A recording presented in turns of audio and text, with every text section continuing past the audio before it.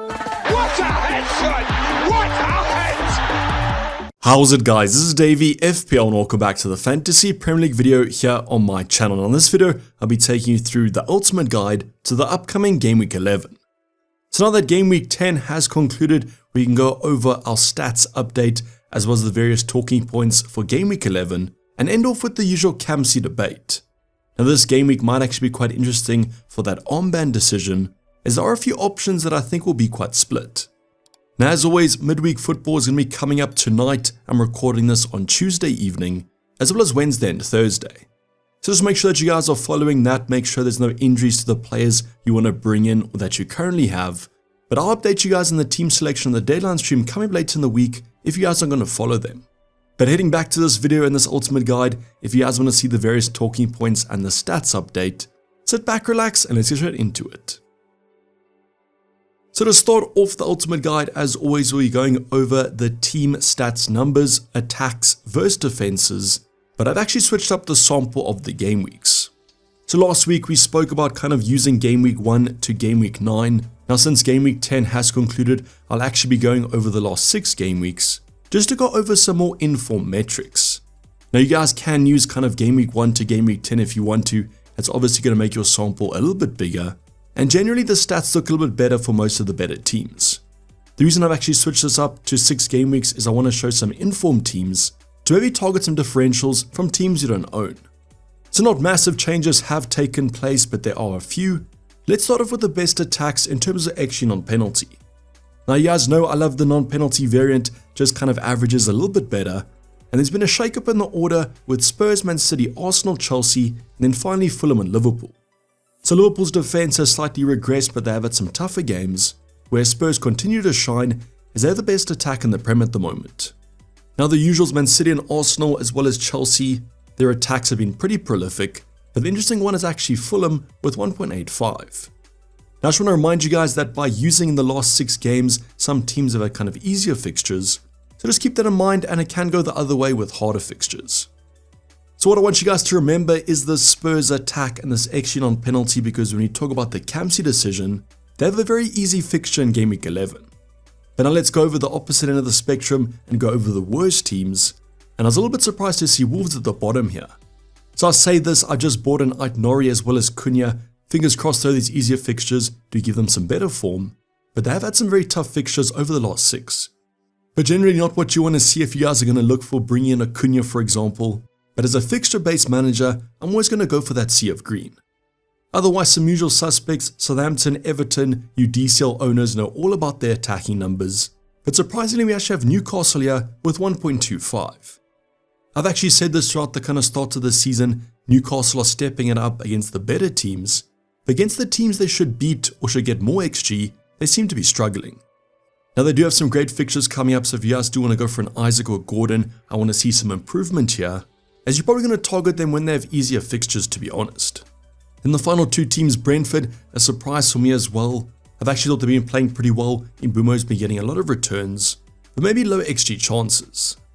And then finally Ipswich at 1.29, kind of expect them to be at, to be honest.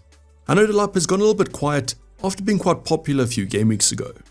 So these teams on the right hand side, you guys want to target them if your defenders do play these teams. And on the left hand side, obviously target these attacks. Now let's switch things up and go over the defensive numbers. Firstly, going over the expected clean sheets. And these are the top 6 defenses over the last 6 game weeks.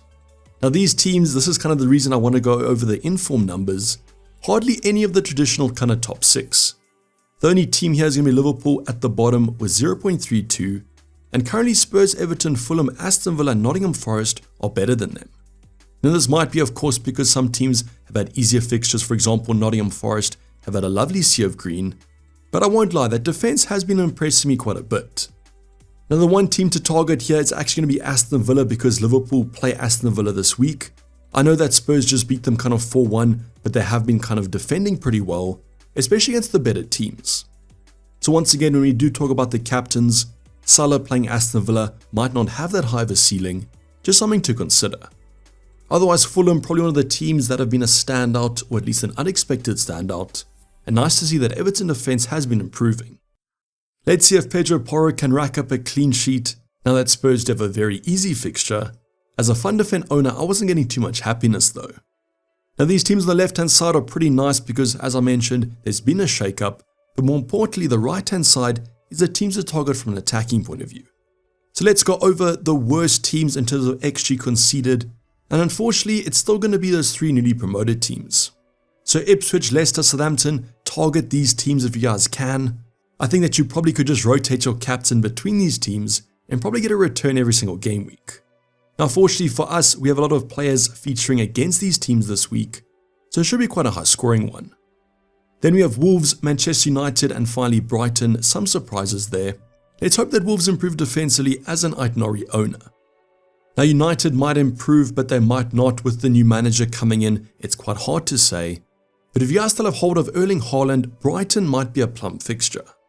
So very nice to see that these Captaincy kind of decisions are coming through in these team stats, so just keep them in the back of your mind. Now I'm going to move on, but you guys can pause this or go over to Fantasy Football Fix. Their Opta stat sandbox is every stat you'd want, and that's where these numbers come from.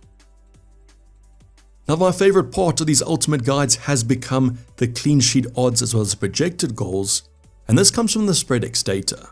So let's go over the clean sheets for the time being and then go over the projected goals. Let's bring up all 10 fixtures.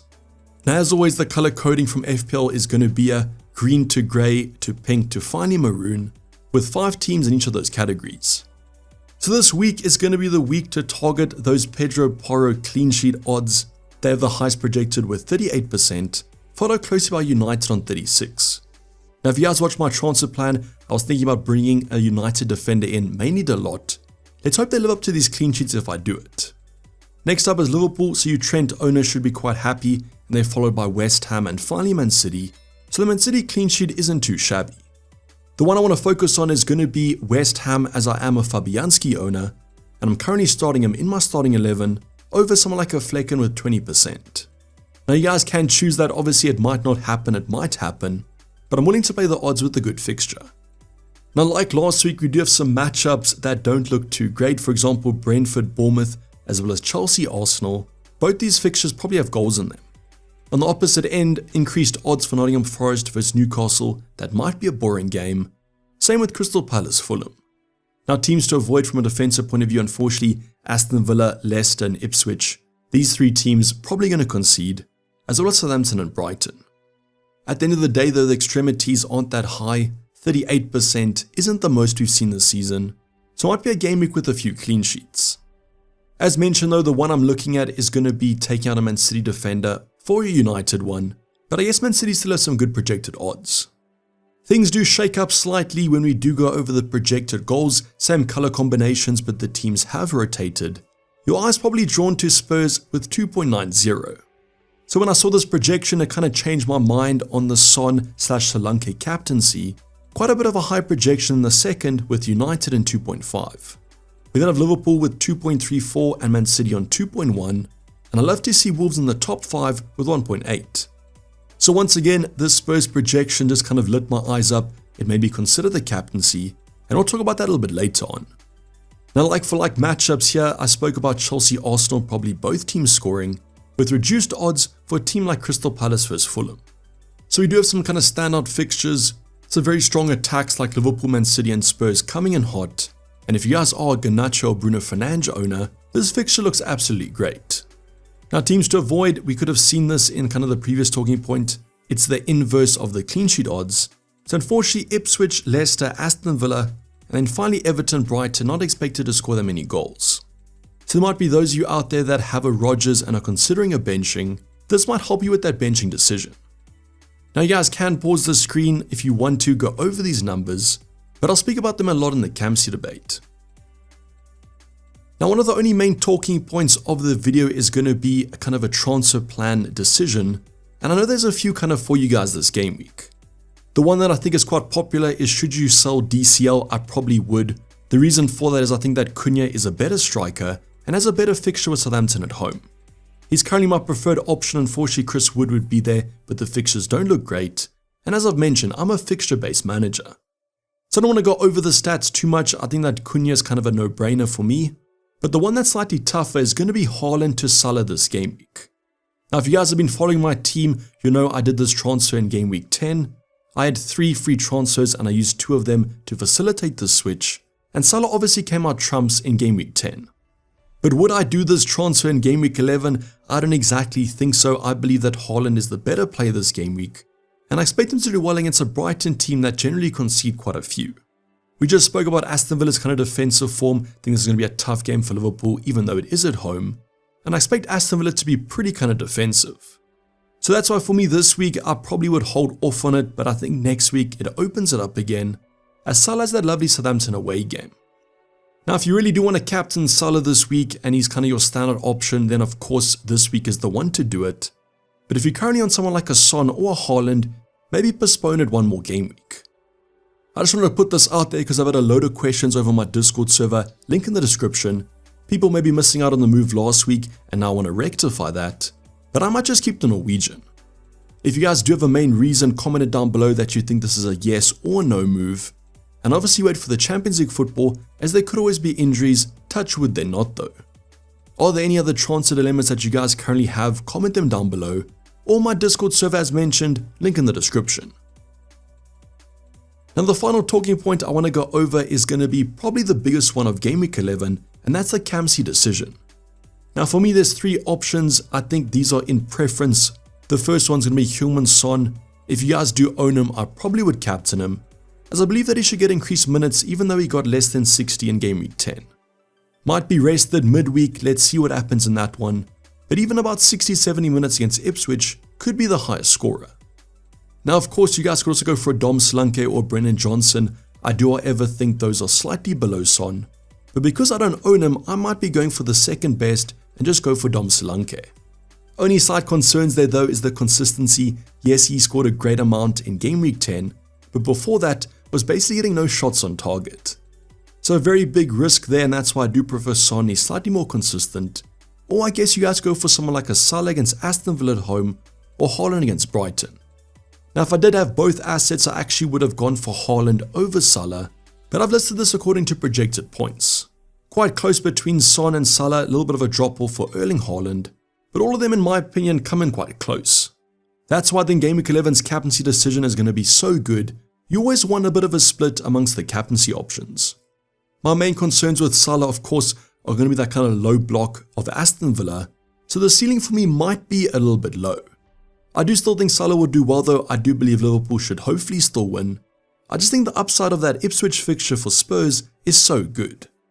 I mean, combining that with the projected goals as well as their XG non-penalty throughout the season, surely they do well against them. On the other hand, Erling Haaland super consistent. I think he's a viable option, and I can see Man City scoring a few against Brighton. So for me, my preference is probably going to be Son, Haaland and then Salah, but very kind of 50-50 between all of them. Let me know in the comments down below who's your captain for the upcoming Game Week 11. Really interested to see how it comes out in terms of percentages. I think I'm currently on Salah as I don't own Erling Haaland or Heung-min Son, but if I see maybe a rest for Dom Solanke in the midweek, the Captaincy armband might be on him come that Game Week 11 deadline. Let me know what you guys think. As mentioned, who's your captain? Drop it in the comments down below.